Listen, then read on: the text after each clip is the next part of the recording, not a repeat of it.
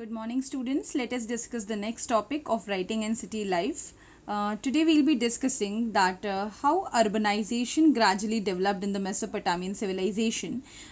Because जब हम civilization की बात करते हैं तो we understand that when a bunch of people started living in clusters in a very huge geographical area for a very long period of time, and they tend to live in a certain culture and practice specific forms of traditions, so then we call them that they belong to a particular civilization. So Mesopotamia के पास के लोग भी कुछ ऐसा ही करते थे. They were living in that huge cluster. तो Iraq के आसपास का जितना एरिया था जहाँ पे ये लोग रहते थे, जिसमें कुछ सुमेर के लोग हैं, कुछ बेबीलोनिया के लोग हैं, कुछ अक्काद हैं, कुछ असीरियंस हैं, कुछ आरामाइक्स हैं. तो ऐसे अलग अलग पॉपुलेशन के जो लोग हैं अलग अलग कल्चर्स प्रैक्टिस करते थे. उस बेसिस पे इस सिविलाइजेशन को हमने मेसोपोटामियन सिविलाइजेशन कहा. बट इस सिविलाइजेशन की एक सबसे बड़ी स्पेशलिटी ये है that the people of this civilization were actually urban in nature. तो ये सिर्फ दुनिया की सबसे पुरानी सिविलाइजेशन नहीं है, rather than it is also important कि इस सिविलाइजेशन में कुछ अर्बन सेंटर्स भी डेवलप हो रहे थे. तो अभी सिर्फ फार्मिंग एंड रूरल एरिया तक ही ह्यूमन का स्कोप लिमिटेड नहीं है, अब टाउन का इमर्जेंस होने लगा. तो ये बेसिकली अब हम ऐसे फैक्टर की बात कर रहे हैं कि कोई भी शहर क्यों बनता है. Fine. So whenever a town emerge, basically there are three factors which are genuinely seen as responsible for a formation of town. अब आपको बस ये सोचना है कि आप जिस टाउन में रहते हो उसके लिए कौन सा फैक्टर रिस्पॉन्सिबल हुआ होगा. So talking about the first factor is basically the interdependence of human beings on each other. So since you know that ki if we want to do any work we are interdependent on each other. Like for example, you being a student, you always in need of notebooks, pen, pencils, इन सब चीज़ों की आपको हमेशा ज़रूरत होती है पढ़ाई लिखाई करने के लिए. फाइन. तो आप अगर आज की डेट में खुद को समझते हैं कि I am independent, not at all. You are always dependent on someone. Like you are dependent on your parents, क्योंकि अगर वो आपकी फ़ी पे नहीं करेंगे तो आप पढ़ाई कैसे करोगे, राइट. एंड अगर मान लीजिए आप इतने इंटेलिजेंट है कि आप खुद से ही पढ़ लेंगे, तो जिस गैजेट की मदद से आप ये बात सुन रहे हो वो गैजेट भी अफोर्ड करने के लिए you are dependent on someone. तो उस गैजेट को मैन्युफैक्चर करने वाली कंपनी पे भी आप डिपेंडेंट हो.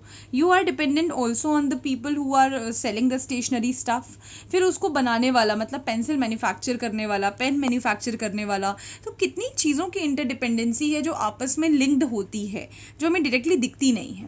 तो अब मेसोपोटामियन सिविलाइजेशन के टाइम की बात करें तो ट्रेडर्स को ट्रेड करने के लिए क्या चाहिए? Raw materials. वो रॉ मटेरियल उन्हें कौन देंगे? फार्मर्स देंगे. एंड फार्मर्स को फार्मिंग करने के लिए टूल मेकर्स से टूल की ज़रूरत है, मतलब वो खुद से अपना प्लॉन ही बनाएंगे. They need tool makers to supply them the tool. तो ये जो चेन है, जो ट्रेडर से फार्मर, फार्मर से टूल मेकर, ऐसे ये जो चलती रहेगी, this chain will create what? This chain will initially emerge to a specific place called town, जहाँ पे ये चेन हमेशा चलने वाली है. तो जब तक टूल मेकर फार्मर को प्लॉ नहीं देगा तब तक वो प्लॉइंग नहीं करेगा.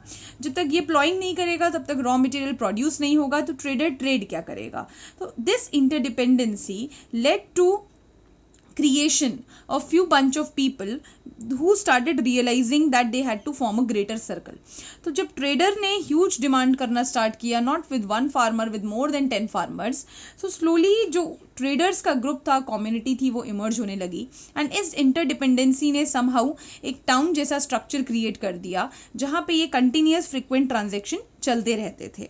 और यहीं से आता है सेकेंड फैक्टर, क्योंकि ये फ्रीक्वेंट ट्रांजेक्शन्स करने के लिए ज़रूरत थी एक जगह की जहाँ farmers, traders and tool makers के बीच में एक्सचेंजेस हो चुके हैं. तो these exchanges created a market, and whenever a market is created, nearby that market, now that trader want to come every day, that farmer has to come every day, what is more feasible for them? For trader it is feasible कि उस market के पास ही वो अपना घर बना ले. Fine. उस tool maker के लिए भी अच्छा है कि इस मार्केट के आसपास ही वो कहीं पे अपनी बस्ती बना ले, यहीं पे टूल्स को क्रिएट किया करे. फार्मर के लिए भी अच्छा है कि वो यहीं पे अपनी मंडी लगा लिया करे. तो if he had his heart here only, तो वो इसी हार्ट में सेल कर देगा अपने वेजिटेबल्स को. भले ही विलेज यहाँ पे हो, दूर हो कहीं शहर से, लेकिन उस विलेज से वो इस हार्ट में आके सेल कर सकता है. ट्रेडर यहाँ से खरीद सकता है और यहीं से उसको टूल्स भी मिल सकते हैं. तो this common exchange place will lead to a generation of market. And देखते ही देखते ये पूरी जगह हमें क्या लगने लगेगी? Will find it as a town, वो हमें एक टाउन की तरह दिखने लगेगी। तो जनरली किसी भी शहर के पीछे डेवलपमेंट का यही फैक्टर होता है, when people are interdependent on each other, that is the reason market का जनरेशन होता है एंड मार्केट से टाउन का जनरेशन होता है। Now in market only activities of buying and selling are not done, rather than market के आसपास manufacturing की एक्टिविटीज होने लगती है, लोग हैंडीक्राफ्ट आइटम्स वगैरह मैन्युफैक्चर करके सेल करने लगते हैं। फॉर एग्जाम्पल, अब इस मार्केट में अगर ट्रेडर, फार्मर, टूल मेकर रोज आते हैं एंड मॉर्निंग 8 o'clock से लेके शाम के 5 o'clock तक एक्सचेंज का काम करते हैं, they will be hungry, right. तो हम बस सपोज करें किसी ने अपना समोसे का ठेला लगा दिया, किसी ने अपना कोई जूस का ठेला लगा दिया, तो don't you think so they are going to consume it because they are hungry, so they are bound to. अब इसकी समोसे की दुकान चल पड़ी, इस पर्सन की ये जूस की दुकान चल पड़ी, इनको देख करके बाकी लोग भी और इंस्पायर हुए, तो मैन्युफैक्चरिंग जैसी एक्टिविटीज भी यहाँ होंगी and all these activities together what are happening nearby market will also lead to a emergence of an urban centre. This urban centre will again be nothing else but a town, and that is how the towns were emerged in Mesopotamia. So now you have to think that in the town where you are living, particularly कौन सी activities हुई हैं, interdependence किस चीज़ की ज़्यादा होगी, market कौन सा होगा and activities कौन सी generate हुई होंगी जिस वजह से आपके town का emergence हुआ होगा, right? So Mesopotamia के famous towns हैं, so the first one that is your Sumer. It was famous because it was a manufacturing center. So यहाँ पे continuously ज्वेलरी का मैन्युफैक्चरिंग होता था जिसे खरीदने के लिए लोग दूर दूर से आते थे. So that is the reason Sumer develop हुआ as a town. Another town is Ur. यह अपने टेम्पल्स के लिए फेमस था, इसके पास मंदिर थे, टेम्पल्स के पास एक रिलीजियस प्लेस की तरह डेवलप हो गया. लोग फूल माला बेचते थे, लोग खाने पीने की चीज़ें बेचते थे, लोग ट्रेडिशन में जाने वाली जितनी चीज़ें हैं वो सब सेल करते थे. So that is how temple की वजह से ये टाउन डेवलप हुआ.